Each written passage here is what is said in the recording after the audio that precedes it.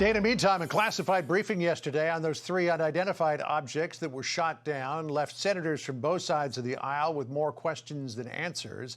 And that includes our next guest, Republican Senator John Kennedy of the great state of Louisiana. You were also briefed on the Chinese balloon as well. Did you get the answers that you were looking for? Some. Here's what I learned based on two briefings. There are unidentified objects and identified objects. In terms of the unidentified objects, in the past 20 years, there have been over 100 of them, maybe even more. They're not sure. The intelligence agency thinks they might have missed some of them. And in fact, it's more than 100. I'm just recalling, John, it's almost 500. The intelligence community doesn't know who sent them, doesn't know what they are. The only difference between now and then, over the past 25 years or 20 years of these unidentified objects, we've started shooting them down. Now, the identified objects, Chinese spy balloons. China's been doing this for a while, at least for 5 years. Sometimes we have known when they were sending these balloons. Sometimes we haven't. In the most recent instance, intelligence knew that the balloon was there. I don't know this for a fact, but I get the impression that had a civilian not sighted the balloon and reported it to the media, that the Biden administration would not have said anything. And we were talking in the break, you thought that they might not have even told the president about it. That's entirely possible. I think the administration was caught flat-footed here. They had to respond to a media report. Why does this matter? First, I don't think there's any immediate threat to the American people, but we do need to send a very firm signal to China that they can't do this kind of stuff, and that we're going to catch them every single time. And in the past, it's not that we didn't have the technology, it's that the technology was not calibrated correctly.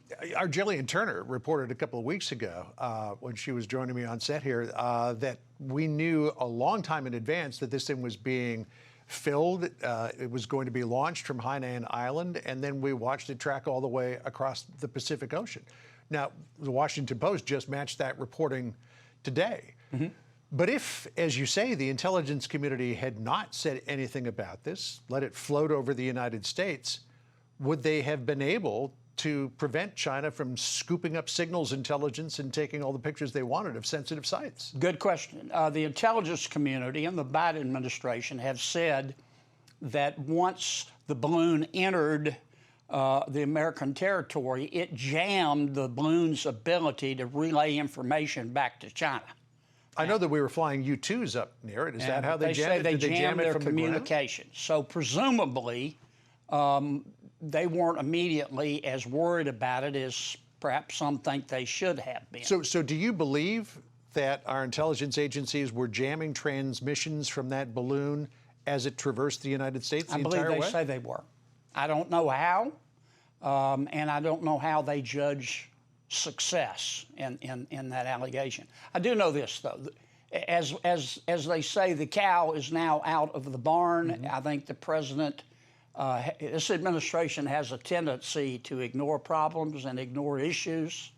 I give you the border. Yeah. It tends to say, look, you know, while I really admire the problem, I don't want to talk about a solution. I think at this juncture, the president needs to talk straight up to the American people. We'll see if he comes out. One question for you, because the same thing happens in Louisiana. This happens in Ohio. Lots of trains running back and forth across the state that are carrying toxic materials. You're just one axle-bearing seizure away from having the sort of derailment that they had in East Palestine. What do you think of how the federal government has been handling this? And should the Secretary of Transportation be out there talking to folks? Well, this is why God made pipelines. They're much safer than trucks or trains. Now, I understand this particular chemical could not have been transported by a pipeline. But all you can do is require the truckers and require the railroads to be as safe as they possibly can. But when you can, do it through a pipeline, much safer. And I regret the fact that that the Biden administration seems to look askance at all pipelines, perhaps because of their connection to chemicals and natural gas. Senator, I know you got hearings this morning to get to. Thank you for joining us today. Thank you, really John. appreciate it. I'm Steve Ducey. I'm Brian Kilmeade. And I'm Ainsley Earhart. And click here to subscribe to the Fox News YouTube page to catch our hottest interviews and most compelling analysis.